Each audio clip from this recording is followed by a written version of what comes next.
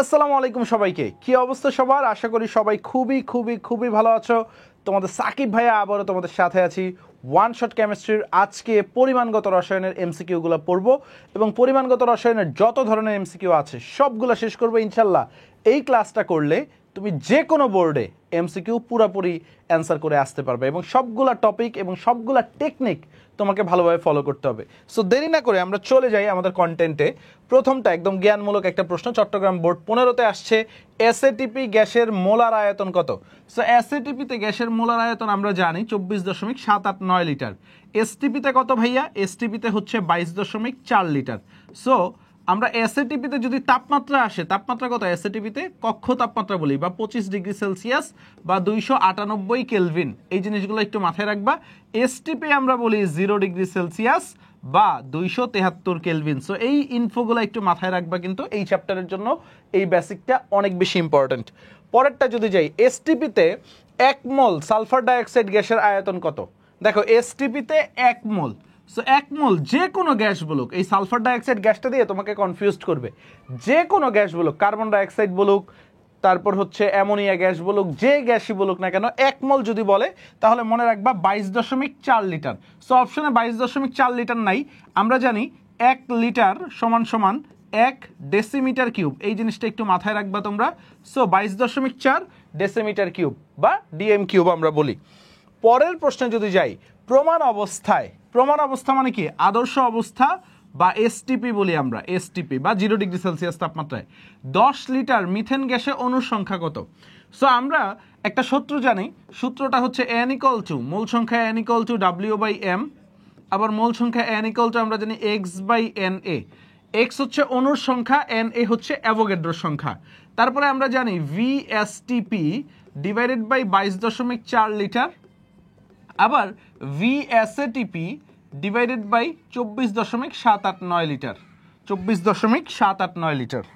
So আমরা যদি যাই 24.789 লিটার। তারপরে যদি আসি আমরা, আমাদের হচ্ছে n = মোল সংখ্যা n = VS, মানে V ইন লিটার, আয়তনটা লিটার ইন্টু S। সো এই যে এই সূত্রের সিরিজটা মনে রাখলে যত প্রশ্ন আসুক না কেন তুমি সলভ করতে পারবা। সো এখন দেখো আমাদের কি বলছে, এই যে আয়তন নিয়ে আসছে প্রমাণ অবস্থায়, এসটিপিতে আয়তন হইলে অণুর সংখ্যা চাইছে, অর্থাৎ কোন সূত্র দুইটা ইউজ করব? স্যার আমরা এই দুইটা সূত্র ইউজ করব। দেখো x/na, কারণ সূত্রে সবগুলা সমান সমান দিচ্ছি, x/অ্যাভোগাড্রোর সংখ্যা সমান সমান VSTP ডিভাইডেড বাই 22.4। এই সূত্রটা ইউজ করলে দেখবা ইজিলি সলভ করে ফেলতেছি।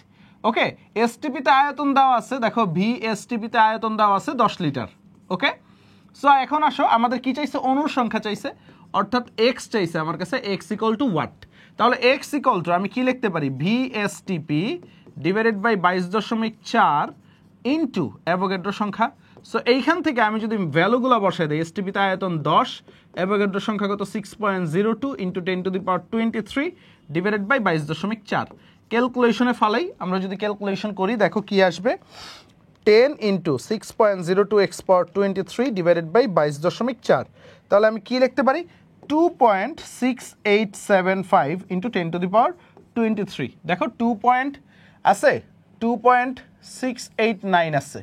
এই যে অ্যান্সার কি, এ নাম্বারটা 2.689। ওকে, যেটা মিলে সেটাই দিয়ে দিবা। পরের প্রশ্নটা 14 গ্রাম, দেখেন স্যার 14 গ্রাম নাইট্রোজেন গ্যাসের, এখানে কি দিয়ে দিচ্ছে? W দিয়ে দিচ্ছে, কতটি অণু আছে, কতটি অণু আছে। ওকে, অণুর সংখ্যা চাইছে, অর্থাৎ আমি এখন কি সূত্র অ্যাপ্লাই করব? আগেরটা যদি দেখো W/m = x/অ্যাভোগাড্রোর সংখ্যা, এই সূত্র অ্যাপ্লাই করব। সো x = কি হবে? x = W/m ইন্টু অ্যাভোগাড্রোর সংখ্যা, তাই না ভাইয়া? সো W কত আমাদের? 14 গ্রাম ইন্টু অ্যাভোগাড্রোর সংখ্যা বসায় দিই 6.02 ইন্টু 10⁻23 ডিভাইডেড বাই, আমি কত বলবো? m, নাইট্রোজেন গ্যাসের ভর কত? দেখো নাইট্রোজেন, একটা নাইট্রোজেন হইলে আমি বলতাম 14, যেহেতু এইখানে দুইটা নাইট্রোজেন অণু আছে তাহলে 28 বসায় দিব। সো সুন্দরভাবে আমার রেজাল্টটা এসে পড়বে। দেখো এটা মুখে মুখেই করা যায়, দেখো তোমার ভার্সিটিতেও এটা কাজে লাগবে। আমরা যখন ভার্সিটি ব্যাচে বা ভার্সিটিতে কেমিস্ট্রি পড়বো, 14/28 কত? 2, 2 দিয়ে 6.02কে কাটো, 3.01, তাই 3.01 ইন্টু 10⁻23। মুখে মুখেই করা যায় বি নাম্বারটা। সো যেটা মুখে মুখে করা যায় এখন থেকে চেষ্টা করো একটু, কারণ কিছুদিন পরেই তোমার অ্যাডমিশন টেস্ট। পরেরটা দেখো, এসটিপিতে 1.7 গ্রাম, 1.7 গ্রাম অ্যামোনিয়াতে হাইড্রোজেন পরমাণুর সংখ্যা কত? ওকে, দেখো এখানে কি চাইছে, পরমাণুর সংখ্যা। সো পরমাণুর সংখ্যা দেখো, অ্যামোনিয়াতে হাইড্রোজেন পরমাণু কয়টা আছে, 3টা না? তো যে সূত্রটা অ্যাপ্লাই করি, ধরো W/m আমাদের কি পরমাণুর সংখ্যা x = W/m ইন্টু অ্যাভোগাড্রো সংখ্যা। এখন কয়টা হাইড্রোজেন পরমাণু আছে, 3টা না? 3 গুণ করে দিবা, একদম সিম্পল, আর কিছু বোঝা লাগবে না। 3টা হাইড্রোজেন পরমাণু আছে, যখন পরমাণু সংখ্যা চাইবে, হাইড্রোজেন পরমাণু কয়টা আছে, 3টা, পুরো সূত্রের সাথে 3 গুণ করে দিবা। তো W কত, 1.7, অ্যামোনিয়ার ভর কত, 17। দেখো এটাও হাতে হাতে করে ফেলবো, 6.02 ইন্টু 10⁻23 ইন্টু 3। দেখো হাতে হাতে কীভাবে করা যায়, 1.7কে তুমি যদি 17 দিয়ে কাটো 10 পাবা। ওকে, একটু অন্য কালে দিয়ে দিই, 10 পাবো আমরা এখানে, 10। সো 10 দিয়ে যদি কাটো 10-এর পাওয়ার একটা কমে যাবে, 10⁻22 হয়ে যাবে। তো 3 6 কত, 18, তাই না? এখানে কত হয়, 18.06 আসে ইন্টু 10⁻22। দেখো এরকম কিছু আসছে কি না, দেখো 1.8 আছে, এটা হবে না। 1.8 ইন্টু 10⁻23 আছে, দশমিক যদি এক ঘর বামে নাও তাহলে 10-এর পাওয়ার একটা বাড়বে, অর্থাৎ 1.8 ইন্টু 10⁻23 হয়ে যাবে। ওকে, অ্যান্সার কি, এ নাম্বারটা 1.806 ইন্টু 10⁻23। সো তোমার যদি মনে চায় যে হাতে ক্যালকুলেশন শিখবা, ভার্সিটি অ্যাডমিশনের তোমার হাতে ক্যালকুলেশনের পুরা দায়িত্ব আমার, টেনশন করার কোনো কারণে। এখন তো একটু স্পিডে পড়ায় যাচ্ছি, ভার্সিটি অ্যাডমিশনে একদম হাতে ভেঙে ভেঙে তোমার করায় দিব। সো টেনশন নাই, সাকিব ভাইয়ের সাথে পুরো কেমিস্ট্রি জার্নিটা তুমি করবা। ওকে, তারপরে আসো অর্ধমল, একটু খেয়াল করো কি বলছে, অর্ধমল কার্বন ডাইঅক্সাইড গ্যাসে অক্সিজেন পরমাণু সংখ্যা কত। এখানে মোল সংখ্যা বলে দিচ্ছে, অর্ধমল মানে কি 0.5 মোল বা হাফ মোল। অক্সিজেন পরমাণুর সংখ্যা কত, কার্বন ডাইঅক্সাইডে কার সংখ্যা চাইছে, অক্সিজেন পরমাণু। তাহলে দেখো আমাদের x = n ইন্টু অ্যাভোগাড্রো সংখ্যা দিব, তাই না? মোল সংখ্যা ইন্টু অ্যাভোগাড্রো সংখ্যা ইন্টু অক্সিজেন কয়টা আছে, 2টা আছে, দিয়ে দিলাম। মোল সংখ্যা 0.5 ইন্টু অ্যাভোগাড্রো সংখ্যা 6.02 ইন্টু 10⁻23 ইন্টু 2। এখন দেখো মজার বিষয় হচ্ছে এই যে 2 আর 0.5 কাটাকাটি যায়, তাহলে অ্যান্সার কত, 6.02 ইন্টু 10⁻23। বুঝা গেছে, হাতে ক্যালকুলেশন একদম পানি ভাত। দেখছো এইখানেই তোমাকে বোর্ডের প্রশ্নেই যেখানে ক্যালকুলেটর অ্যালাউ আছে, ওইখানে ক্যালকুলেটর ছাড়া তুমি করতে পারবে, টেনশন করার কোনো কারণ নাই, মাথাটা খাটাইতে হবে। একটি নাইট্রোজেন অণুর ভর কত, দেখো একটি নাইট্রোজেন অণুর ভর কত, তাহলে তুমি কি বলবা, দেখো নাইট্রোজেন অণুর ভর দেখো W/m into x by Avogadro সংখ্যা। এখন একটি যখন বলে দিছে, এক্স এর ভ্যালু বলে দিছে, সো তোমার W বের করতে হবে, W = x বাই অ্যাভোগাড্রো সংখ্যা ইন্টু মোলার মাস। এক্স কত বলে দিছে, একটি নাইট্রোজেন অণু, অ্যাভোগাড্রো সংখ্যা কত, 6.02 ইন্টু 10⁻23 ইন্টু অ্যামোনিয়ার ভর, ও নাইট্রোজেনের ভর, নাইট্রোজেনের ভর কত, 14। একটি নাইট্রোজেন অণু বলছে, তাইলে 28 দিব। বুঝা গেছে, নাইট্রোজেন পরমাণু বলে নাই। সুন্দর, তো 28 ভাগ, এই দেখো ক্যালকুলেটরে বসায় দাও, 28 ডিভাইডেড বাই 6.02 x⁻23, তাহলে কত আসে, 4.65 ইন্টু 10⁻23। এই যে রেজাল্টটা আসছে, এই রেজাল্টটা কি গ্রামে পাইছি আমি, একটা সতর্কতা, বুঝছো, এই রেজাল্টটা কিসে পাইছি, আমি গ্রামে পাইছি। তো আমার কিসে করতে হবে, কেজিতে কনভার্ট করতে হবে। তো কেজিতে যখন কনভার্ট করব, তো আমি কি করব, 4.65 ইন্টু 10⁻26 কেজি হয়ে যাবে। বুঝা গেছে, কেজিতে যখন কনভার্ট করব। সো এই জিনিসটা ভুল করবে না, অনেকে আবেগের বসে ডি দিয়ে দিবা, অ্যান্সার কি, সি নাম্বারটা। ওকে, পরের প্রশ্নটা যাই, এসটিপিতে কোন গ্যাসের 1 মিলির ভর কম, কোনটার 1 মিলিলিটারের ভর কম। সো এখন দেখো ভরের সাথে একটু আয়তনের সম্পর্কটা কি একটু খেয়াল করো, সবগুলার 1 মিলিলিটার নিচ্ছি। তো n = আমরা কি জানি, W/m, আবার কি জানি, VSTP ডিভাইডেড বাই 22.4 লিটার। তো এখন বলে দিচ্ছে, একটু খেয়াল করো, 1 মিলিলিটার, অর্থাৎ এটা দিয়ে দিচ্ছে, এটা ফিক্সড সবগুলোর জন্য 1। তো W = এই দেখো VSTP ডিভাইডেড বাই 22.4 ইন্টু আণবিক ভর। তো এখন দেখো W এর সাথে আণবিক ভর কি সমানুপাতিক, W এর সাথে আণবিক ভরটা কি আমি বলতে পারি না সমানুপাতিক, যেহেতু VSTP ফিক্স, অর্থাৎ যার আণবিক ভর বেশি তার কি হবে, ভরটাও বেশি, আর যার আণবিক ভর কম তার ভরটাও কম হবে। সো এখন দেখো নাইট্রোজেনের আণবিক ভর কত, এটা 28, অক্সিজেন কত 32, কার্বন ডাইঅক্সাইড কত 44, নাইট্রোজেন ডাইঅক্সাইড কত 14 আর 16, হ্যাঁ অক্সিজেন কত, অক্সিজেন তো এইখানে 16 দুগুণে 32, 32 4 36 10 46। তো কার সবচেয়ে কম বলো তো, কার সবচেয়ে কম, উত্তর হচ্ছে এই যে নাইট্রোজেন। 50 গ্রাম ক্যালসিয়াম কার্বনেটের তাপীয় বিয়োজনে উৎপন্ন কার্বন ডাইঅক্সাইডের ভর কত গ্রাম? সো এইখানে দেখো কি বলছে, 50 গ্রাম ক্যালসিয়াম কার্বনেট এটা বিয়োজিত হয়েছে। সো এইখানে তোমার কি লাগবে, আগে বিক্রিয়াটা লাগবে। ক্যালসিয়াম কার্বনেট এটাকে তুমি যদি হিট দাও কি হবে, calcium oxide plus carbon dioxide, এই বিক্রিয়াটা আগে মাথায় ঢুকাইতে হবে। উৎপন্ন কার্বন ডাইঅক্সাইডের ভর কত? তো তোমার কাজ কি, ক্যালসিয়াম কার্বনেট আর কার্বন ডাইঅক্সাইড নিয়ে। এখন দেখো ক্যালসিয়াম কার্বনেটের ভর কত, 100 গ্রাম। সো 100 গ্রাম থেকে কার্বন ডাইঅক্সাইড কত পাও, 44 গ্রাম। এখন তুমি যদি 50 গ্রামকে দহন করো তাহলে কি পাবা, অর্ধেক পাবা না?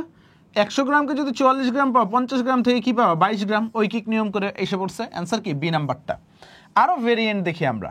দেখো 95%, এই যে দেখো পার্সেন্টেজ দিয়ে দিচ্ছে 95% বিশুদ্ধ চুনা পাথরের 120 গ্রাম নিয়ে হাইড্রোক্লোরিক অ্যাসিডে দ্রবীভূত করলে এসটিপিতে, দেখো বলে দিচ্ছে এসটিপিতে কত লিটার কার্বন ডাইঅক্সাইড পাওয়া যাবে।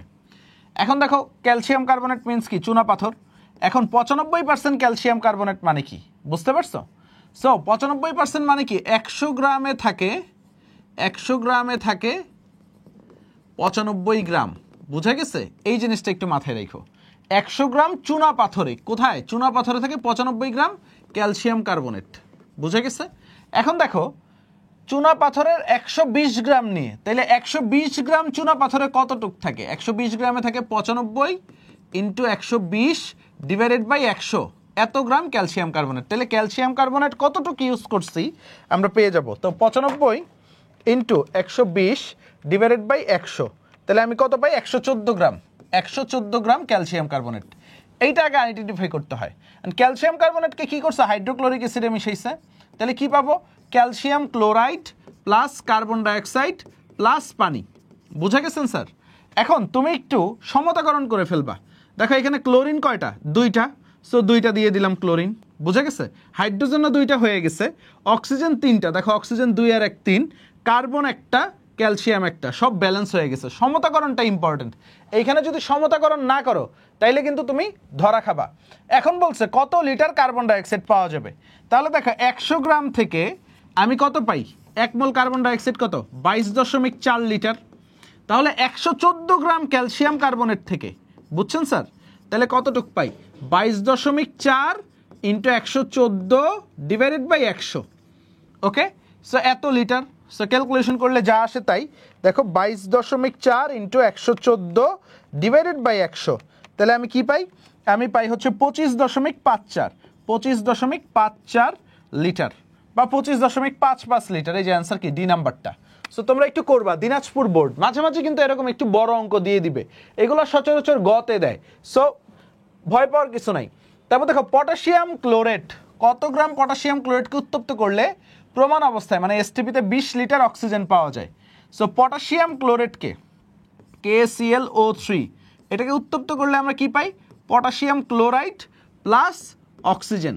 এখন দেখো ব্যালেন্স করা লাগবে, কিন্তু এইখানে কি করতে হবে, অক্সিজেন কি 3 আছে, 3 দিয়ে দেই, তো 6 মোল অক্সিজেন হয়ে গেছে। সো এইখানে 2 দিতে হবে, এইখানে 2 দিতে হবে। এখন দেখো পটাশিয়াম ক্লোরেটের সাথে আমার কার সম্পর্ক, আমার সম্পর্ক হচ্ছে অক্সিজেনের। এখন পটাশিয়াম ক্লোরেটের ভর বাইর করতে হবে। দেখো পটাশিয়াম ক্লোরেটের ভর তুমি যদি মনে রাখতে পারো 122.5 গ্রাম। তারপরে দেখাই দেই পটাশিয়াম কত, পটাশিয়াম হচ্ছে তুমি দাও হচ্ছে এইখানে পটাশিয়ামকে, পটাশিয়ামের 19 না 39 মনে হয়, আই থিঙ্ক, ঠিক আছে? ক্লোরিন কত, 35.5, আর অক্সিজেন কত, এখানে 16, 3 16 48। সো যোগ করো, দেখো কত পাও। সো 39 যোগ 35.5 যোগ 48, তাহলে আমি কত পাই, এই যে দেখো 122.5 পাই, 122.5 গ্রাম। তাহলে এইখানে কত, 2 মোল আছে, তো 2 ইন্টু 122.5 কত, 249 হবে, ওকে, বা 245 গ্রাম হবে। 122.5কে 2 দ্বারা গুণ করলো 245 হবে, 245 গ্রাম। সো 245 গ্রাম থেকে তুমি কতটুক পাও, দেখো কত লিটার পাও, 3 ইন্টু 22.4 লিটার, বুঝে গেছে?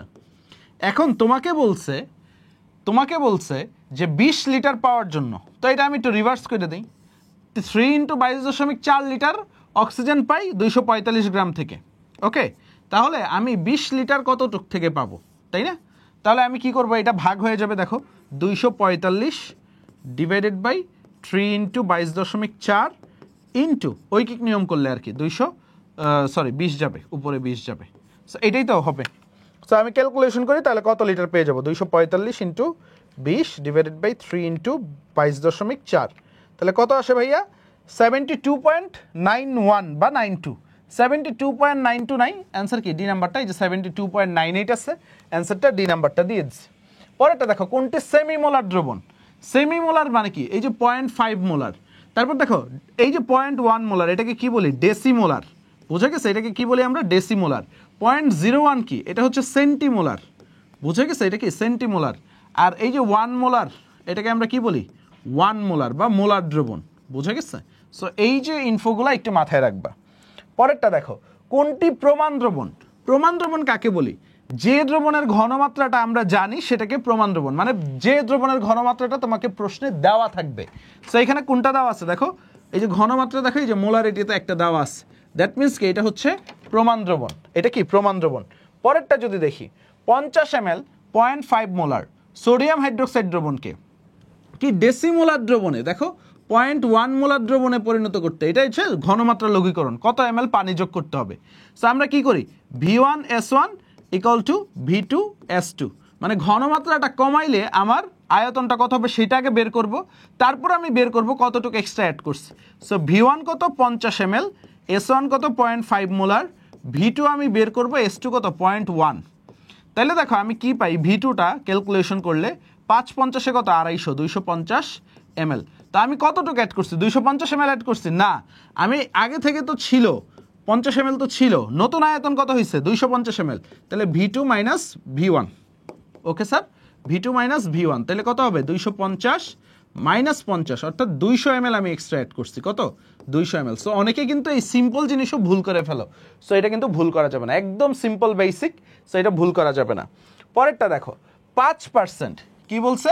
5% সোডিয়াম হাইড্রোক্সাইডের 1000 ml দ্রবণে কত গ্রাম সোডিয়াম হাইড্রোক্সাইড আসছে, তাই না? তো এখন দেখো এইখানে তোমার পরিমাণ জানতে চাইছে। তো 5% মানে কি? 5% মানে হচ্ছে 100 ml আছে, 100 ml আছে 5 গ্রাম সোডিয়াম হাইড্রোক্সাইড। বুঝা গেছে? তাহলে 1000 ml কতটুকু আছে? 1000 ml আছে 5 ইন্টু 1000 ডিভাইডেড বাই 100। 5% মানেই বুঝবা, যদি 10% থাকতো তাহলে 100 ml আছে 10 গ্রাম, মানে কি এটা হচ্ছে W/V। ভিটা হচ্ছে 100 ml পার্সেন্টের ক্ষেত্রে, আর এটা হচ্ছে গ্রামে বসে। বুঝা গেছে? 100 ml কত গ্রাম আছে, তাহলে কত গ্রাম আছে সুন্দরভাবে আমি বলে দিতে পারি না? 50 গ্রাম। অ্যান্সার কি? ডি নাম্বারটা। পরের প্রশ্নটাই যদি যাই, 10% মিথানলের ঘনমাত্রা মোলারিটি এককে কত? সো পার্সেন্টেজ দেওয়া থাকলে এটা আমরা ধরে নিব W/V। এটা যদি দেওয়া থাকে তাহলে মোলারিটি কি? সূত্র হচ্ছে S equal to 10x divided by m। তো এক্সটা কি? এটাকে আমরা বলি X%, ভাইয়া বুঝছো? এই পার্সেন্টেজটা, এটা একটা টেকনিক MCQ সলভ করার জন্য। তো 10 ইন্টু x কত দেওয়া আছে? 10%। আর m কত? মিথানল। দেখো মিথানলের সংকেত জানি আমরা CH3OH, মিথানল, তাই না? এটার ভর কত দেখো তো? কার্বন 12, হাইড্রোজেন কয়টা আছে? 4টা, 16। 16 আর 16 কত? 32, তাই না? সো এখানে কি দিব? 32। সো 100/32 কত হবে দেখো তো? 3 পয়েন্ট সামথিং হবে। 100/32, তাহলে কত আসে ভাই? 3.125। তো 3.125 অ্যান্সার কি? এ নাম্বারটা। পরের প্রশ্নে যদি যাই, 0.98 মোলার সোডিয়াম কার্বনেট দ্রবণের শতকরা ঘনমাত্রা কত? এখন কি দেওয়া আছে? ঘনমাত্রা দেওয়া আছে, এক্স বের করতে বলছে। So S equal to 10x divided by m। তাই আমি কি বলবো? এক্স যেহেতু বের করতে বলছে, 0.98 মোলার মাস কত দেখেন তো স্যার? মোলার মাস সোডিয়াম কার্বনেটের ভর হচ্ছে 106 আমরা জানি, divided by 10 equal to x. সুতরাং এক্স ইকুয়াল টু কত আসবে দেখো? 106 ইন্টু 0.98 ডিভাইডেড বাই 10, তাহলে কত? 10.38, 10.38 এত পার্সেন্ট। এই যে অ্যান্সার বি নাম্বারটা। দ্রবণের মোলারিটির একক কি? সো মোলারিটির একক আমরা জানি মোল পার লিটার বা মোল পার ডেসিমিটার কিউব। সো মোলারিটির এককটা কি? মোল পার লিটার। আর মোল পার কেজি যখন আসবে এটা হচ্ছে মোলালিটি। এই জিনিসটা একটু মাথায় রাখবা, মোলালিটি। ওকে, মোল পার কেজি। তারপর দেখো একটি ডেসিমোলার দ্রবণের ঘনমাত্রা কত? একটু আগেই দেখাইছি 0.1 মোলার ডেসিমোলারের ঘনমাত্রা। পরের প্রশ্ন, নিম্নের কোনটি তাপমাত্রার উপর নির্ভরশীল? মনে রাখবা এই যে মোলারিটি যেটা আছে সেটা তাপমাত্রার উপর নির্ভরশীল। দেখো এই যে মিলিমোল পার লিটার মানে বা মোল পার লিটার আমরা বলতে পারি মিলিমোলে আছে। এখন কেন? কারণ এই যে আয়তন, দেখো লিটার কি আয়তন না? আয়তন তাপমাত্রার সমানুপাতিক, বুঝে গেছে? অর্থাৎ তাপমাত্রা বাড়ালে আয়তন বাড়ে, তাপমাত্রা কমালে আয়তন কমে। সো এই কারণে মোলারিটিটা আমরা বলি তাপমাত্রার উপর নির্ভরশীল। বাট মোলালিটি যেটা আছে, মোলালিটি তাপমাত্রার উপর নির্ভরশীল না। নিম্নের কোনটি তাপমাত্রার উপর নির্ভরশীল? তাপমাত্রার উপর নির্ভরশীল হচ্ছে আমরা বলবো মোলারিটি। ওকে, ডান। 500 ml ডেসিমোলার দ্রবণে দ্রবীভূত সোডিয়াম কার্বনেটের পরিমাণ কত গ্রাম? অর্থাৎ এখানে আয়তন দিয়ে দিচ্ছে, তুমি দেখতেছো ঘনমাত্রা দিয়ে দিচ্ছে 0.1 মোলার, ডেসিমোলার মানে 0.1 মোলার। সোডিয়াম কার্বনেট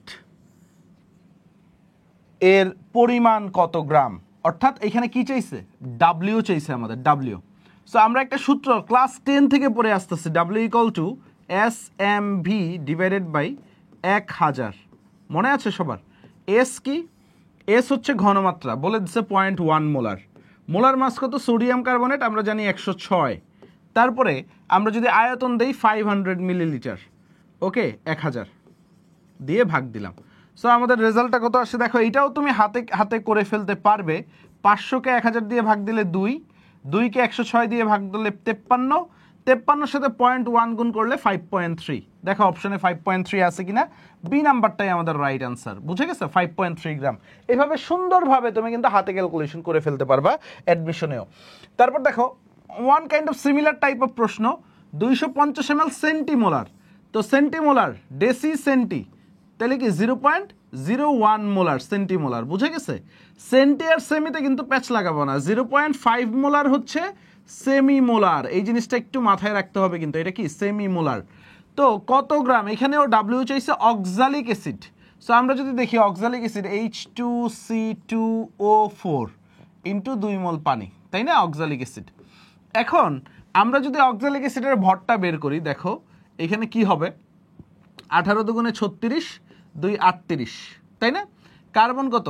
12 দুগুণে 24, তাই না? 38 আর 24 কত? 38 আর 20, 58 আর 4 কত? 58 আর 4 62, আর 4 16 কত? 64। 62 সাথে 64 কত হয়? 60 7 120, 126 গ্রাম হবে। মুখস্থ করে রাখতে পারো, কোনো সমস্যা নাই। 126 গ্রাম। এখন জাস্ট বসায় দিলে আমার উত্তর এসে পড়বে। দেখো W equal to SMV divided by 1000, এটা হচ্ছে আমাদের সূত্র। এস কত?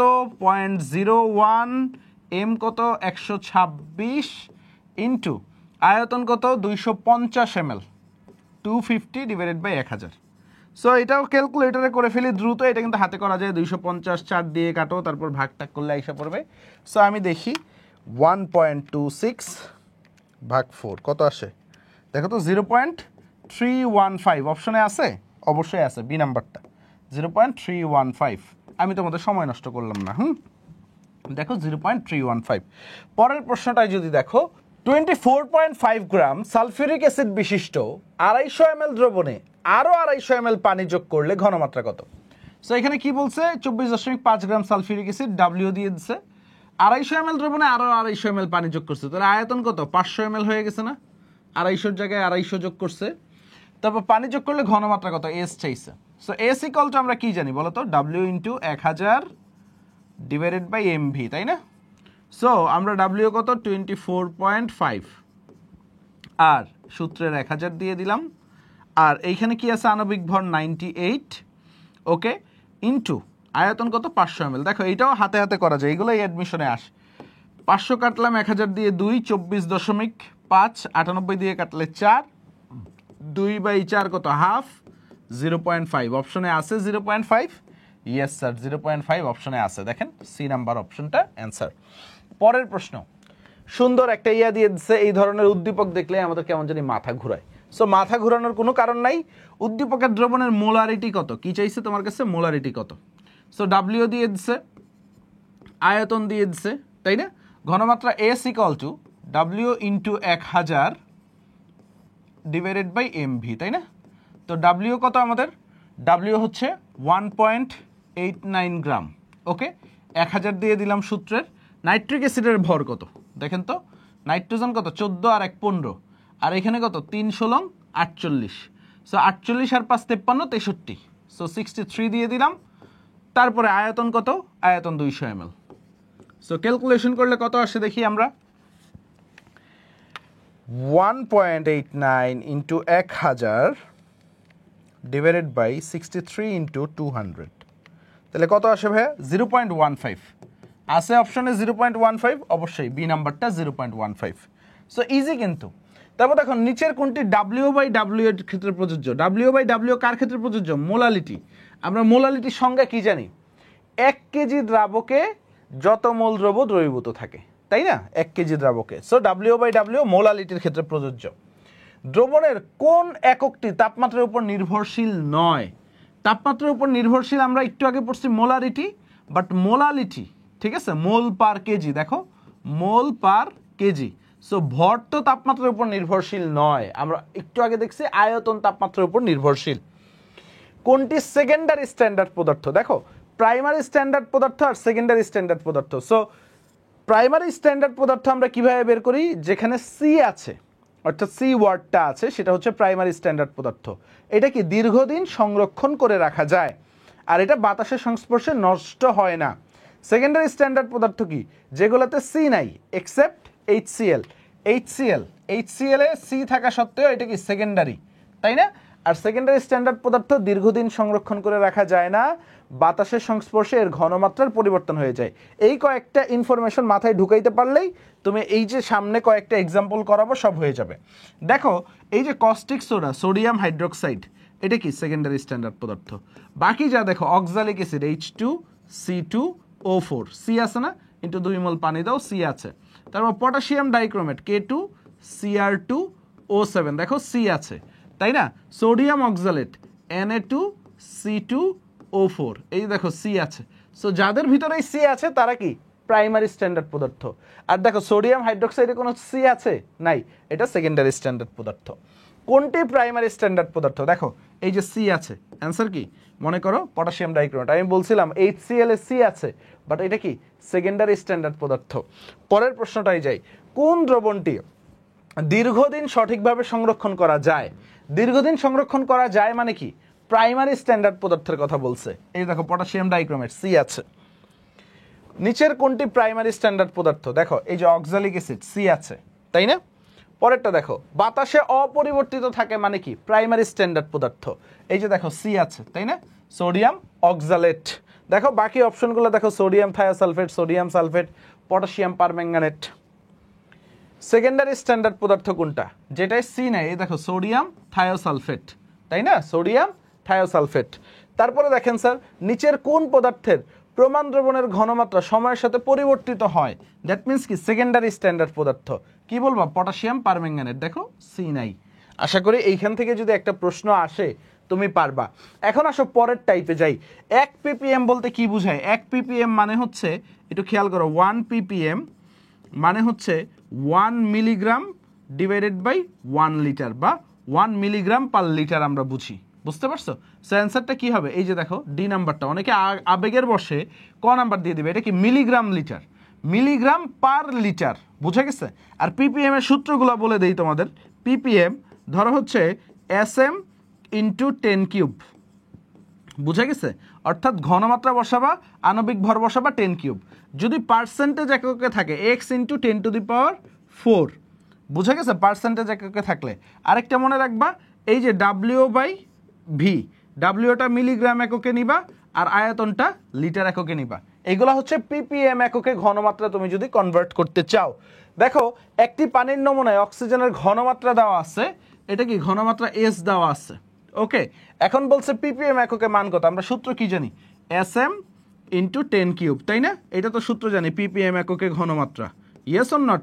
S কত? 2 ইন্টু 10⁻⁴। আণবিক ভর কত অক্সিজেনের? অক্সিজেন 32 দিয়ে দিলাম, ইন্টু 10⁻³ হাতে হাতেই করে ফেলা যায়। 32 দুগুণে কত? 64। তো 64 ইন্টু 10⁻⁻1 হবে। কেন? এই দেখো -4 + 3 -1 থাকে, তো আমি এখান থেকে লিখতে পারি কি 6.4। Done sir? এই যে অ্যান্সার ডি নাম্বারটা 6.4। আরও দেখি, দেখো এখানে কি আছে? দেখো পার্সেন্টেজ দেওয়া আছে, আয়তন যাই দেওয়া থাকুক না কেন কোনো সমস্যা নেই। যখনই পার্সেন্টেজ এককে আসবে ঘনমাত্রাটা, তো তখন তুমি কি করবা? ppm এককে ঘনমাত্রা, এই যে x ইন্টু 10⁴, মানে আমরা x% দিচ্ছি না, অর্থাৎ 10 ইন্টু 10⁴, মানে কি 10⁵, অ্যান্সার বের হয়ে গেছে 10⁵। ওকে, ডান। পরেরটা যদি দেখি 3 ইন্টু 10⁻⁻4 মোলার কপার 2 প্লাস দ্রবণ সমান সমান কত ppm। কপারের ভর কি জানি আমরা 63.5, তাহলে কি বলবো আমরা ঘনমাত্রা ppm এককে ঘনমাত্রা আমি কি বলবো sm ইন্টু 10³ তাই না ভাইয়া। এস কত 3 ইন্টু 10⁻⁻4, আণবিক ভর কত 63.5 ইন্টু 10³ তাই না ভাইয়া।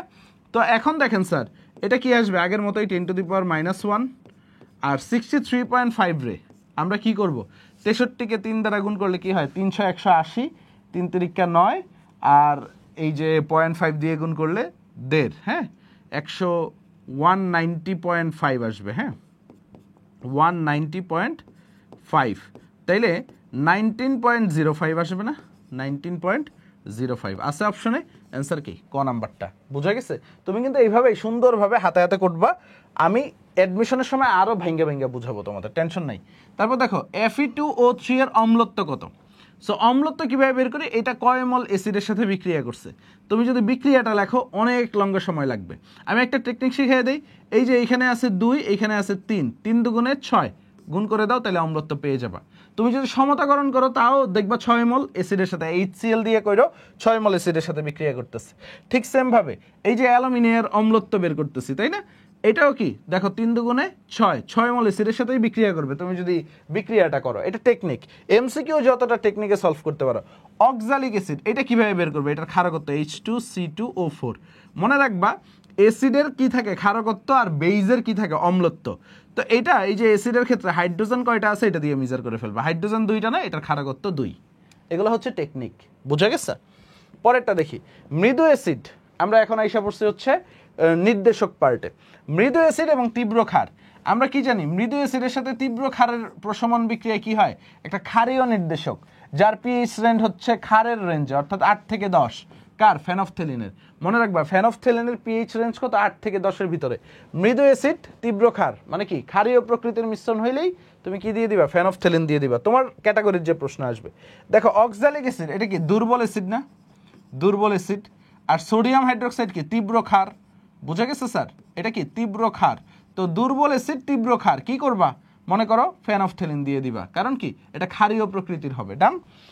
তারপর আসেন এই যে দেখো দুর্বল অ্যাসিড তীব্র ক্ষার তাই না, এটা কি দিবা, দেখো দুর্বল acid ethanoic acid, potassium hydroxide তীব্র ক্ষার, ফেনফথেলিন। চমৎকার না ব্যাপারগুলা। ফেনফথেলিনের বর্ণ পরিবর্তনের পিএইচ পরিসর কত, 8.2 থেকে 9.8। আমরা বলছিলাম 8 থেকে 10-এর ভিতরে থাকে, প্রিসাইজলি যদি দেখো 8.2 থেকে 9.8। মিথাইল অরেঞ্জের বর্ণ পরিবর্তনের পিএইচ রেঞ্জ কত, মিথাইল অরেঞ্জ মনে রাখবো অম্লীয় মাধ্যমে কাজ করে 3.1 থেকে 4.4, তীব্র অম্লের ক্ষেত্রে কাজ করে methyl orange. Methyl red, methyl red ক্ষারীয় মাধ্যমে কোন বর্ণ প্রদর্শন করে। সো এই টাইপের প্রশ্নগুলা অম্লীয় মাধ্যমে কোন বর্ণ প্রদর্শন করে, ক্ষারীয় মাধ্যমে কোন বর্ণ প্রদর্শন করে, এইটা বোঝানোর জন্য ভাইয়া যেটা করি একটা ছন্দ পড়াই, সেটা হচ্ছে ব্লু ড্রেসে হানিফ ও মিথিলা রেডি হলো। হানিফ ও মিথিলা রেডি হলো, রেডি হলো, বুঝে গেছে কি বললো, ব্লু ড্রেসে হানিফ ও মিথিলা রেডি হলো। এটা দ্বারা কি বুঝায়, এই যে ব্লুতে বুঝবা হচ্ছে একটা হচ্ছে থাইমল ব্লু আছে, আরেকটা কি আছে ব্রোমোথাইমাল ব্লু, তাই না, দুইটা ব্লু আছে কিন্তু। হ্যাঁ তুমি হাজারি স্যারের বইয়ে এই চারটা দেখতে পারবা, দেখবে 1 মিনিটেই শেষ হয়ে গেছে। থাইমাল ব্লু, ব্রোমোথাইমাল ব্লু, এটা থেকে ব্লু বুঝাইছে। এই হতে হচ্ছে হলুদ আর হচ্ছে নতে হচ্ছে নীল। সো ব্যাপারটা একটু বুঝাই, অর্থাৎ প্রথমটা মনে রাখবা অম্লীয় মাধ্যম, পরেরটা মনে রাখবা ক্ষারীয় মাধ্যম। আমি আবারও বলতেছি প্রথমটা অম্লীয় পরেরটা ক্ষারীয়। তো থাইমাল ব্লু, ব্রোমোথাইমাল ব্লু, এরা কি অম্লীয় মাধ্যমে হলুদ, ক্ষারীয় মাধ্যমে নীল, দুইটার ক্ষেত্রেই দেখবা। তারপর দেখো মিথিলাহ পড়াইছি, মিথিতে মনে রাখবা দুইটা জিনিস আছে, একটা হচ্ছে মিথাইল অরেঞ্জ, আরেকটা কি মিথাইল রেড। দুইটা আছে না ভাইয়া, একটা কি আছে মিথাইল অরেঞ্জ আছে, একটা কি মিথাইল রেড আছে। তো লাহ অম্লীয় মাধ্যমে কি হবে লাল, ক্ষারীয় মাধ্যমে কি হবে হলুদ, বুঝা গেছে? অম্লীয় মাধ্যমে কি হবে? লাল, ক্ষারীয় মাধ্যমে হলুদ। অর্থাৎ মিথাইল অরেঞ্জ, মিথাইল রেড, এরা কি অম্লীয় মাধ্যমে লাল, ক্ষারীয় মাধ্যমে হলুদ। তারপর দেখো রেডই হলো। তারপর দেখো দুই ধরনের রেড আছে, একটা হচ্ছে ফেনল রেড, আরেকটা হচ্ছে ক্রিসল রেড। মনে আছে? এই দেখো 6টা মুখস্থ হয়ে যাচ্ছে কিন্তু। হ্যাঁ, ফেনল রেড, ক্রিসল রেড, এটা কি হলো অম্লীয় মাধ্যমে কি হলুদ, ক্ষারীয় মাধ্যমে কি লাল। বুঝা গেছে? আর ফেনফথেলিন কি করে? ক্ষারীয় মাধ্যমে গোলাপি লাল বর্ণ দেয়, আর অম্লীয় মাধ্যমে কি হয়? বর্ণহীন হয়। এটা একটু মনে রাখবে, ফেনফথেলিন অম্লীয় মাধ্যমে বর্ণহীন আর ক্ষারীয় মাধ্যমে গোলাপি লাল। এই টেকনিকটা দিয়ে দেখো, থাইমাল ব্লু, ব্রোমোথাইমাল ব্লু, এটা কি অম্লীয় মাধ্যমে হলুদ, ক্ষারীয় মাধ্যমে নীল। মিথাইল অরেঞ্জ, মিথাইল রেড, এটা কি অম্লীয় মাধ্যমে লাল, ক্ষারীয় মাধ্যমে হলুদ। তারপর দেখো ফেনল রেড, ক্রিসল রেড, অম্লীয় মাধ্যমে হলুদ, ক্ষারীয় মাধ্যমে লাল। সো আমরা যদি এখন দেখি, সলভ করি, খেয়াল করো, মিথাইল রেড আমরা কি পড়বো? মিথিলাহ, ক্ষারীয় মাধ্যম, তাই না? লাহ অম্লীয় মাধ্যমে লাল, ক্ষারীয় মাধ্যমে কি হলুদ। ঠিক আছে, অ্যান্সার কি? বি নাম্বারটা। পরেরটা দেখি, মিথাইল অরেঞ্জ অম্লীয় দ্রবণে দেখো আমরা কি পড়বো? মিথিলাহ, অম্লীয় মাধ্যমে কি হবে? লাল হবে, মিথাইল অরেঞ্জ। তারপর দেখো হাইড্রোজেন ব্রোমাইড দ্রবণে, এটা কি হাইড্রোজেন ব্রোমাইড কি একটা অ্যাসিড না? অ্যাসিডিক দ্রবণে ফেনফথেলিন কি বর্ণ দেয়? আমি একটু আগে বলছিলাম অম্লীয় মাধ্যমে ফেনফথেলিন বর্ণহীন। তো অ্যান্সার কি? ডি নাম্বারটা। মাথায় ঢুকতেছে ভাইয়া? ইজি না? পরিমাণগত রসায়ন পানি ভাত হয়ে যাচ্ছে না? পরেরটাই দেখো, প্রমাণ পটাশিয়াম পারম্যাঙ্গানেট। মনে রাখবা, পটাশিয়াম পারম্যাঙ্গানেট হচ্ছে সেলফ ইন্ডিকেটর, মানে এর জন্য আলাদা কোনো নির্দেশক লাগে না, সেলফ ইন্ডিকেটর, সে নিজেই কি নির্দেশক হিসেবে কাজ করে। দ্রবণের সাহায্যে আয়রন টু আয়রন পরিমাণ নির্ধারণে নির্দেশক হিসেবে কোনটি কাজ করে? দেখো, প্রমাণ পটাশিয়াম পারম্যাঙ্গানেট দ্রবণের সাহায্যে আয়রন টু আয়রনের পরিমাণ নির্ধারণে নির্দেশক হিসেবে কোনটি কাজ করে? নির্দেশক হিসেবে কি কাজ করে বলো তো? এই পটাশিয়াম পারম্যাঙ্গানেটই কাজ করবে, কারণ সে কি সেলফ ইন্ডিকেটর হিসেবে কাজ করে, তার কি আলাদা কোনো নির্দেশক প্রয়োজন হয় না। পরেরটা দেখো, কোনটি বিজারক? এখন দেখো জারক, বিজারক অনেক কিছু আসবে, তাই না? সো আমি একটা বেসিক বুঝে আনি তোমাদের। দেখো, জারণ মানে কি? জারণ মানে হচ্ছে ইলেকট্রন ছাড়ন, তাই না? জারণ মানে ইলেকট্রন ছাড়ন। বিজারণ মানে কি? বিজারণ মানে ইলেকট্রন গ্রহণ। সো জারণে কি হয়? জারণ মানটা বাড়ে, তাই না? জারণ মান বাড়ে। লেটস সে +2 থেকে কি হয়েছে? +5 হয়েছে। বুঝা গেছে? তো এটা কি জারণ হয়েছে। বা -1 থেকে 0 হয়েছে, এটা কি হয়েছে? জারণ হয়েছে। বা -1 থেকে +2 হয়েছে। আর বিজারণ মানে কি? জারণ মান কমে, তাই না? জারণ মান কমে। লেটস সে আমার হইল +5 থেকে +3 হয়েছে, তাই না? +3 হয়েছে, তাহলে কি হবে? জারণ মানটা কমবে। আর হচ্ছে ধরো +1 থেকে 0 হয়েছে, দ্যাট মিনস কি? এটাও বিজারণ। তো জারণ বিজারণ বুঝলাম। এখন আসো জারক বিজারক কি, এটার জন্য একটা টেকনিক শেখাই। সেটা হচ্ছে দেখো, জাবি জাবি, আরেকটা কি আছে ভাইয়া? বিজা বিজা। একটু দেখো, এইটুক বুঝে ফেললে তোমার জারণ বিজারণ রিলেটেড কোনো প্রবলেমেই ঝামেলা হবে না। জাবি জাবি আমরা কি বলবো? জারক সমূহ বিজারণ বিক্রিয়ায়। কি বলবো? জারক সমূহ, প্রথমটা দিয়ে জারক সমূহ, মাঝখানের বি দিয়ে কি হবে? বিজারণ বিক্রিয়া। বিজারণ বিক্রিয়ায়। তো বিজারণ বিক্রিয়া কারা দেয়? যারা জারক। তো এইখানে মনে রাখবা, শুরুতে কি হয়? অপরকে অপরকে কি করে? জারিত করে। আর নিজে কি হয়? নিজে হচ্ছে বিজারিত হয়। নিজে বিজারিত হয়। বুঝা গেছে? তাহলে আমি যদি সুন্দরভাবে বলি, জাবি জাবি মানে কি? জারক সমূহ বিজারণ বিক্রিয়ায়, তারপর কি? অপরকে জারিত করে, নিজে বিজারিত হয়। মাথায় ঢুকছে ভাইয়া? তাহলে দেখো, উল্টাটা হবে না বিজা বিজা? তাহলে কি বলবো আমরা? বিজারক সমূহ জারণ বিক্রিয়ায় অপরকে বিজারিত করে, নিজে জারিত হয়। একটা জিনিস মাথায় রাখবে, দেখবা আগে অপরকে তারপরে নিজে, মানে আমরা কি পরোপকারী না? অর্থাৎ আগে অন্যকে দিব, পরে নিজে আনবো। আগে অপরকে, তারপরে আমি নিজের ঘরে আনবো। বুঝতে পারছো? সো অলওয়েজ মাথায় রাখবো অপরকে, নাইলে কিন্তু উল্টায় যাবে। দেখো, অপরকে বিজারিত করে, নিজে জারিত হয়। তাহলে দেখো কোনটি বিজারক? দেখো আমরা কি পড়ছি? বিজা বিজা, তাই না? বিজারক সমূহ জারণ বিক্রিয়ায়, অর্থাৎ যার জারণ বিক্রিয়া হচ্ছে সে বিজারক। এখন দেখো, আমরা ছোটবেলায় পড়ছিলাম না পটাশিয়াম পারম্যাঙ্গানেট, এটা কি +7, হ্যাঁ? এটা কি হয়? ম্যাঙ্গানাস আয়নে পরিণত হয় না, Mn2+। তাহলে দেখো +7 থেকে +2 হচ্ছে, বিজারক মানে কি, আমি কি দেখব, বিজারকের জারণ হচ্ছে মানে কি জারণ মান বাড়তেছে। তো তুমিই বলো এখানে কি জারণ হচ্ছে, +7 থেকে +2, এটা কি বিজারণ হচ্ছে। তারপর দেখো এইখানে যদি দেখি ফেরাস সালফেট আয়রন 2+, এটা কিসে পরিণত হয়, আয়রন 3+ না ফেরিক সালফেটে। দেখো এখানে কি হচ্ছে, জারণ হচ্ছে, জারণ মান বাড়তেছে, দ্যাট মিনস কি এটাই বিজারক। আবার দেখো ক্রোমিয়াম, দেখো এটা +6, আমরা জানি জারণ মান কিসে পরিণত হয়, Cr3+, 2Cr3+, দেখো এটাও কি হচ্ছে, বিজারণ। তাহলে দেখো এটা কি জারক, এটা জারক, তাহলে এটা কি বিজারক, বিজারকের কি হবে, জারণ হবে। Clear sir? আমি এটা কেনই শুরুতে এত ডিটেলসে পড়াইলাম, কারণ সামনে আমরা জারক বিজারকের অনেক কিছু পড়ব। ওকে, তারপর আসো কোনটি সবচেয়ে বেশি শক্তিশালী বিজারক, মানে কি কার শক্তিশালী জারণ ক্ষমতা আছে। এখন দেখো এই যে লি না কে, সো যত উপর থেকে নিচে যাবে, জারণ মানে কি ইলেকট্রন ছাড়া, ইলেকট্রন ছাড়ার প্রবণতা কি হবে, তত বাড়বে। বুঝা গেছে? বিজারক মিন্স কি, আমি জারণ বিক্রিয়া দেখাবো। এখন এই তিনটার ভিতরে জারণ বিক্রিয়ার প্রবণতা কার বেশি, লিথিয়াম, সোডিয়াম, পটাশিয়াম। উপর থেকে নিচে গেলে আমরা জানি কি সাইজটা বাড়ে, নিউক্লিয়াস সবচেয়ে বাইরের ইলেকট্রনটাকে দুর্বলভাবে আকর্ষণ করে, ইলেকট্রন সহজে কি হইতে পারে ভাইয়া, সহজে হচ্ছে ছেড়ে দিতে পারে। সো পটাশিয়ামের কি শক্তিশালী বিজারক, মাথায় ঢুকছে sir? Hydrogen sulphide plus nitric acid বিক্রিয়া করে NO প্লাস সালফার প্লাস হচ্ছে পানি তৈরি হয়েছে। বিক্রিয়াটিতে হাইড্রোজেন সালফাইডের ভূমিকা কি? এখন দেখো হাইড্রোজেন সালফাইড কি S2-, তাই না, এটা কিসে পরিণত হয়েছে, জিরোতে। সো 2-, মাইনাস থেকে 0 মানে কি জারণ মান বাড়ছে না, ইলেকট্রন ছেড়ে দিচ্ছে। সো জারণ মান বাড়া মানে কি জারণ। তো কার জারণ হয় বলো তো, যে বিজারক তার জারণ হয়। বুঝে গেছে? অ্যান্সার কি ডি নাম্বারটা। নিচের কোনটি জারক ও বিজারক উভয় রূপে ক্রিয়া করে? উত্তরটা হবে টিন 2+। একটু যদি চিন্তা করো টিন 2+ কি হইতে পারে, টিন 4+এও কনভার্ট হইতে পারে, এখানে জারণ হইছে। আবার টিনেও কনভার্ট হইতে পারে, এখানে কি হইছে, বিজারণ হইছে। সো এটা কি জারক বিজারক উভয় রূপেই ক্রিয়া করে।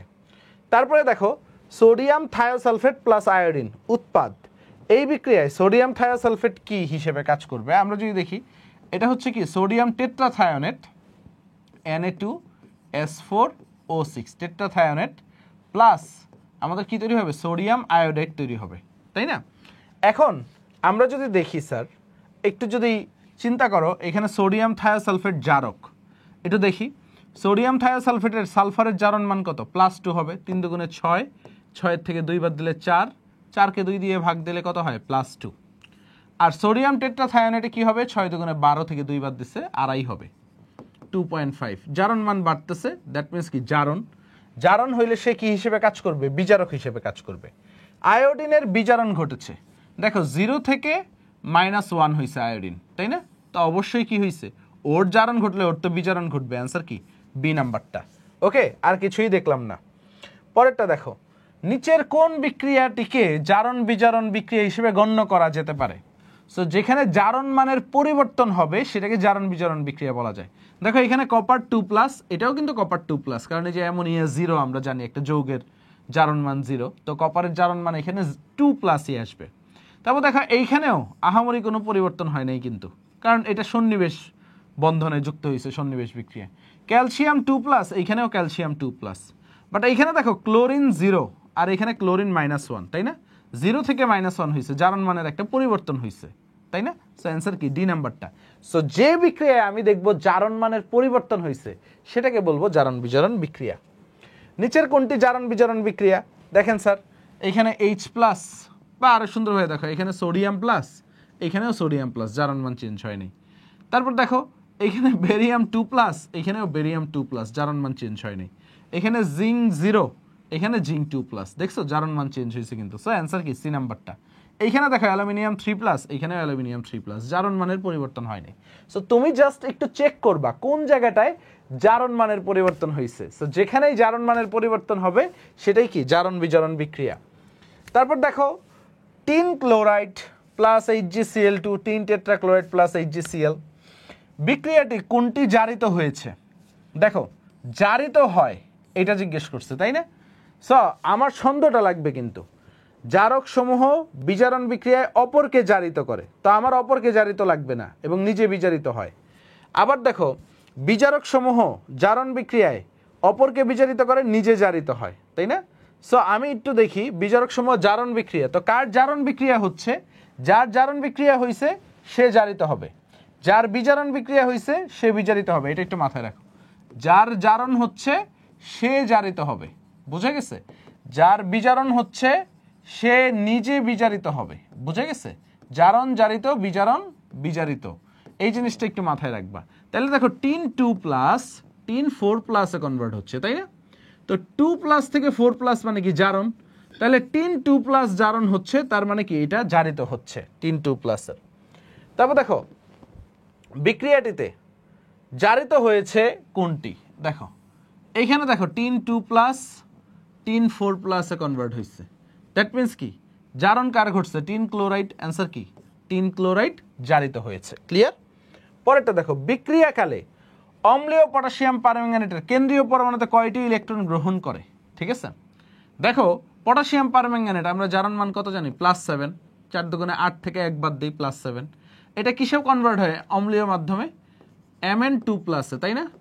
তো +7 থেকে +2তে যেতে কয়টা ইলেকট্রন গ্রহণ করা লাগে? 5টা ইলেকট্রন অলওয়েজ। আর এটা মুখস্থও করে ফেলবা, পটাশিয়াম পারম্যাঙ্গানেটের অম্লীয় মাধ্যমে তুল্য সংখ্যা হচ্ছে 5, মানে যে কয়টা ইলেকট্রন গ্রহণ করে বা ত্যাগ করে সেটাই হচ্ছে তার তুল্য সংখ্যা। এটা সামনের ম্যাথগুলোতে কাজে দিবে। তো মনে রাখবা পটাশিয়াম পারম্যাঙ্গানেটের তুল্য সংখ্যা 5, পটাশিয়াম ডাইক্রোমেটের 6। বুঝে গেছে? পটাশিয়াম পারম্যাঙ্গানেট 5, পটাশিয়াম ডাইক্রোমেট 6, এই দুইটা মনে রাখলে দেখবা বাকি জিনের জীবন সহজ হয়ে গেছে। প্রশম মাধ্যমে পটাশিয়াম পারম্যাঙ্গানেট কোনটিতে পরিণত হয়? Manganese dioxide. এটা একটু মাথায় রাখবা। হ্যাঁ, প্রশম মাধ্যমে কোথায় কনভার্ট হয়? ম্যাঙ্গানিজ ডাইঅক্সাইডে। তারপর দেখো কোন জারক পদার্থটি সর্বাধিক ইলেকট্রন গ্রহণ করে? দেখো পটাশিয়াম ডাইক্রোমেট একটু আগে বলছি, এটা কি +6, এটা কিসে কনভার্ট হয়? 2Cr3 প্লাসে। সো 6টা ইলেকট্রন গ্রহণ করে। ঠিক আছে, কয়টা ইলেকট্রন গ্রহণ করে? 6টা ইলেকট্রন, তুল্য সংখ্যা 6। পটাশিয়াম পারম্যাঙ্গানেট কত? 5। হাইড্রোজেন পারঅক্সাইড মনে রাখবা তুল্য সংখ্যা 2। অক্সালিক অ্যাসিড তুল্য সংখ্যা 2। সো আমরা চমৎকারভাবে বলতে পারি পটাশিয়াম ডাইক্রোমেট এটা সবচেয়ে বেশি ইলেকট্রন গ্রহণ করে। পরেরটা দেখো আয়োডেট প্লাস আয়োডাইড বিক্রিয়া করে আয়োডিন প্লাস পানি, এখানে জারণ ঘটেছে কোনটার? সো আমরা যদি দেখি এই যে আয়োডাইড এটা 0তে পরিণত হয়েছে আয়োডিনে, ভালোভাবে বুঝছো, -1 থেকে 0। দ্যাট মিনস কি এটা কি জারণ মান বাড়তেছে। তা কার জারণ ঘটছে? I- একটু সুন্দরভাবে দেখো I- জারণ ঘটছে। আর এটা যেহেতু অসামঞ্জস্যকরণ বিক্রিয়া, ওর জারণ ঘটলে ওর বিজারণ ঘটবে, বুঝতে পারছো? তারপর দেখি আমরা copper sulphate plus potassium iodide Cu2I2 plus potassium sulphate plus iodine বিক্রিয়াটিতে বিজারক কোনটি? তো আমরা কি জানি বিজারক সমূহ জারণ বিক্রিয়া দেয়, তাই না? তো যার জারণ বিক্রিয়া হয়েছে সে বিজারক। Clear sir? এখন দেখেন আয়োডাইড -1 থেকে কি হয়েছে? 0 হয়েছে, তাই না? তাহলে ওর জারণ ঘটছে, দ্যাট মিনস কি আয়োডাইডটা আমাদের বিজারক। বুঝে গেছে? যার জারণ ঘটবে সে নিজে বিজারক। পরেরটা দেখি potassium dichromate plus ferrous sulphate. আচ্ছা, বিক্রিয়াটিতে potassium sulphate plus chromium sulphate plus ferric sulphate plus পানি, এটা আমি তোমাদেরকে সিকিউ ক্লাসেও দেখাবো বা একাডেমিক এফআরবি ক্লাস যারা করছো তোমরা জানো বিক্রিয়াটিতে জারক ও বিজারকের মোল সংখ্যার অনুপাত কত। সো জারক বিজারকের মোল সংখ্যার অনুপাতটা চাইছে। নাইস, কোনো সমস্যা নাই। তো এখন দেখো এই যে জারক বিজারণ বিক্রিয়া দেয় না, ও তো ইলেকট্রন গ্রহণ করে, ওকে, ওর মোল সংখ্যা কত? আর হচ্ছে এইটা কি ধরো হচ্ছে জারকের মোল সংখ্যা কত? আমরা জানি তুল্য সংখ্যা এক্সচেঞ্জ, অর্থাৎ ফেরাস সালফেটেরটা এই পাশে যায়, পটাশিয়াম ডাইক্রোমেটটা এই পাশে যায়। সো দেখো আমরা বলবো জারককে, এই দেখো জারকও 1, ওর মোল সংখ্যা কত? 1। বিজারকের মোল সংখ্যা কত? 6। সো 1:6 জারক এবং বিজারকের। আর টেকনিকটা কি মনে রাখবা? তুল্য সংখ্যা এক্সচেঞ্জ করি সমতাকরণের ক্ষেত্রে, বা এই যে এক লাইনে যখন বিক্রিয়াটা করি তুল্য সংখ্যাটা এক্সচেঞ্জ করবা। পটাশিয়াম ডাইক্রোমেটের তুল্য সংখ্যা ফেরাস সালফেটের পাশে যাবে, ফেরাস সালফেটের তুল্য সংখ্যা পটাশিয়াম পারম্যাঙ্গানেট পটাশিয়াম ডাইক্রোমেটের পাশে আসবে। পরেরটা দেখি পটাশিয়াম পারম্যাঙ্গানেট সালফিউরিক অ্যাসিড, তারপর হচ্ছে আয়রন অক্সালেট। আচ্ছা, বিক্রিয়াটিতে সমতাকৃত জারক ও বিজারকের। আচ্ছা দেখো পটাশিয়াম পারম্যাঙ্গানেট কত? 5 তুল্য সংখ্যা এইখানে দিয়ে দিলাম। তো এইখানে যদি অক্সালিক অ্যাসিড থাকতো এটা তুল্য সংখ্যা 2 হইতো, তো এই দিয়ে দিলাম 2। তাহলে 2 এবং 5, বুঝে গেছে? দেখো 2 এবং 5, ওকে ঠিক আছে। তারপর আমরা যদি যাই, ফেরাস সালফেট, পটাশিয়াম পারম্যাঙ্গানেট এরা দিচ্ছে। ফেরাস সালফেটের তুল্য সংখ্যা কত? 1, পটাশিয়াম পারম্যাঙ্গানেটের তুল্য সংখ্যা 5। তাহলে তুমি কি বলবা? উক্ত বিক্রিয়ার সমতাযুক্ত সমীকরণে বিজারক ও জারকের, দেখো বিজারক এবং জারকের, তো এখানে বিজারক আগে আছে কারণ পটাশিয়াম পারম্যাঙ্গানেট জারক, বিজারণ বিক্রিয়া দেয়, ইলেকট্রন গ্রহণ করে। 5:1, দেখো 5:1, অ্যান্সার কি? সি নাম্বারটা। এই জিনিসগুলো দেখছো চুটকিতে, তুমি যদি তুল্য সংখ্যা পারো, তুল্য সংখ্যা এক্সচেঞ্জটা বুঝো, তুমি চুটকিতে সলভ করে ফেলতে পারবা। পরেরটা দেখো, sulphate plus iodine, tetrathionate plus iodide, বিক্রিয়াটিতে কোনটি জারণ ঘটছে? দেখো এটা কি হয়েছে? 0 থেকে -1 হয়েছে, তাই না? তার মানে কি? এটা বিজারণ। 0 থেকে -1 মানে কি? ইলেকট্রন গ্রহণ, বিজারণ। তাহলে এই দেখো S2O3, ওর বিজারণ ঘটলে ওর তো জারণ ঘটছে, তাই না? কারণ কি? +2 থেকে +2.5 হয়েছে, তাই না? তার মানে কি? এটা জারণ। তাহলে কার জারণ হয়েছে? S2O3 2- এর জারণ ঘটছে। দেখো তোমার প্রশ্নটা জাস্ট ক্যাপচার করা লাগবে, কার জারণ হচ্ছে, কার জারিত চাচ্ছে, কার বিজারিত চাচ্ছে, কোনো সমস্যা নাই। তারপর দেখো আমাদের এখন কি আসছে? জারণ সংখ্যা নির্ণয়। তো কেন্দ্রীয় পরমাণুর জারণ মান কত? তো অ্যামোনিয়া কি একটা যৌগ, তো এই যৌগের জারণ মান কত? 0। দেখো কোবাল যদি x ধরি, অ্যামোনিয়া কি যৌগ? 0, যে কয়টাই থাকুক, ইকুয়াল টু এই যে চার্জটা কি হয়? ওই সমান সমানের ওই পাশে যায়। তাহলে x ইকুয়াল টু কি? +3। অর্থাৎ কোবাল্টকে যদি আমি x ধরি, কেন্দ্রীয় পরমাণুর জারণ মান কত? +3। আমরা যদি সামনে যাই, S4O6 2- আয়নে সালফারের জারণ মান কত? একটু আগেই দেখছি, দেখো আমরা কি বলবো? 4x - 12, কারণ অক্সিজেন -2 ইকুয়াল টু -2। তাহলে 4x ইকুয়াল টু কত আসবে? আড়াই আসবে, আমরা জানি উত্তর আমার আগে দিয়ে দিচ্ছ, +10, x ইকুয়াল টু কত? +2.5, 10কে 4 দ্বারা ভাগ করলে অ্যান্সার কি? বি নাম্বারটা। তারপর দেখো Na2S4O6 যৌগটিতে কেন্দ্রীয় পরমাণুর জারণ মান, জারণ সংখ্যা কত? একটু আগেই দেখলাম, এই যে S4O6 +2.5। পরেরটা যদি দেখি, টাইট্রেশনে ব্যবহৃত অজানা দ্রাবককে কি বলা হয়? টাইট্রেশনে ব্যবহৃত অজানা দ্রাবককে কি বলা হয়? এটা অনেকেরই প্যাচ লেগে যায়। টাইট্রান্ট, টাইট্রেট, টাইটার, টাইমার। উত্তর হচ্ছে টাইট্রেট, অজানা টাইট্রেট। বুঝে গেছে? অলওয়েজ মনে রাখবা, অজানাটাকে কি বলে? টাইট্রেট। 9.5 গ্রাম ফেরাস সালফেটকে জারিত করতে 1 মোলার পটাশিয়াম পারম্যাঙ্গানেট দ্রবণের কতটুকু প্রয়োজন? দেখো কি আছে? Ferrous sulphate, potassium permanganate. কি আছে? ভরটার কি আছে এত দেখার দরকার নেই, সূত্র বসায় দাও, N1E1 ইকুয়াল টু N2E2। আমি ফেরাস সালফেটের 1 ধরলাম, পটাশিয়াম পারম্যাঙ্গানেটের 2 ধরলাম। এখন দেখো ফেরাস সালফেটের কি দেওয়া আছে? ভর। তাহলে মোল সংখ্যায় N ইকুয়াল টু আমরা কি পড়ছি সকালে পড়লাম না? W/M E1। আবার মোল সংখ্যা N ইকুয়াল টু, দেখো পটাশিয়াম পারম্যাঙ্গানেটের ঘনমাত্রা আছে, উত্তরে কি চাইছে? কতটুকু প্রয়োজন, মানে আয়তন চাইছে। তাহলে আমরা কি বলতে পারি? V2 × S2। মনে রাখবে আয়তনটা লিটারে আসতে হবে কিন্তু, N equal to V in litre × S। আমরা পড়ছিলাম কিন্তু আজকের ক্লাসে শুরুতেই পড়ছিলাম, ইন্টু এটা কি হবে? E2। সো এখন দেখো W কত? 9.5 গ্রাম। ফেরাস সালফেটের ভর কত? ফেরাস সালফেটের ভর তো আমরা জানি 151.85, বুঝে গেছে? বা 152 ধরে, বাট ক্যালকুলেটরে করলে 151.85 দিবা। তুল্য সংখ্যা কত? 1, আমরা জানি। আয়তন V2 বের করব, আয়তনটা কিন্তু লিটারে আসবে। হ্যাঁ, আবারও বলে দিলাম, ঘনমাত্রা কত? 1 মোলার, এবং তুল্য সংখ্যা কত? পটাশিয়াম পারম্যাঙ্গানেটের 5, একটু আগেই পড়াইছি। এখন যদি আসি, ব্রাদার ক্যালকুলেটরটা দাও তো, আমরা যদি একটু ক্যালকুলেশন করি, V2টা কি আসে? V2টা আসে হচ্ছে, জাস্ট এইখানে যা আছে 5টা ভাগ করে দিই। হ্যাঁ, দেখো V2টা আসবে হচ্ছে 9.5 ডিভাইডেড বাই 151.85 ইন্টু 5, লিটারে আসছে, তাই না? তো যেটা আসছে V2টা তো লিটারে আসছে, ওইটারে 1000 দিয়ে গুণ করে দিই। হ্যাঁ, তাহলে মিলিলিটারে পেয়ে যাবো 12.51 মিলিলিটার, 12.51 মিলিলিটার। অ্যান্সার কি? ক নাম্বারটা, 12.5 মিলিলিটার। আমি কি করছি? এটা লিটারে আসতো কিন্তু আয়তনটা, হ্যাঁ, লিটারে 1000 দিয়ে গুণ করে দিচ্ছি, যা আসছে ক্যালকুলেশন করে। 10 গ্রাম ফেরাস সালফেটকে জারিত করতে কত গ্রাম পটাশিয়াম ডাইক্রোমেট প্রয়োজন? আগের মতোই, জাস্ট এখানে কিন্তু কত গ্রাম চাইছে। সো আমি চোখ বন্ধ করে N1E1 ইকুয়াল টু N2E2 ফালাইয়া দিই, তাই না? তো W1 divided by M1 into E1 equal to W2 divided by M2 into E2। Potassium ডাইক্রোমেটের তুল্য সংখ্যা কত? 6, আমরা জানি। W কত দিয়ে দিচ্ছে? 10। ফেরাস সালফেটের ভর জানি 151.85, তুল্য সংখ্যা 1, W2 আমাদের বের করতে হবে। আণবিক ভর কত পটাশিয়াম ডাইক্রোমেটের 294, বুঝে গেছে, মুখস্থ রাখবা 294 ইন্টু তুল্য সংখ্যা কত 6। সো আমরা যদি এখন W2 বের করতে চাই, জাস্ট ক্যালকুলেশনের খেলা, W2 কত আসবে তুমি একটু ক্যালকুলেশন করো। আমরা কি দেখব, 10 ইন্টু 294 ডিভাইডেড বাই 151.85 ইন্টু 6 কত আসে, 3.23 বা 22 আসছে। অ্যান্সার কি, ক নাম্বারটা 3.22 গ্রাম। পরেরটা যদি যাই 0.5 গ্রাম আয়রন, দেখো এখানে কিন্তু আয়রন বলে দিচ্ছে।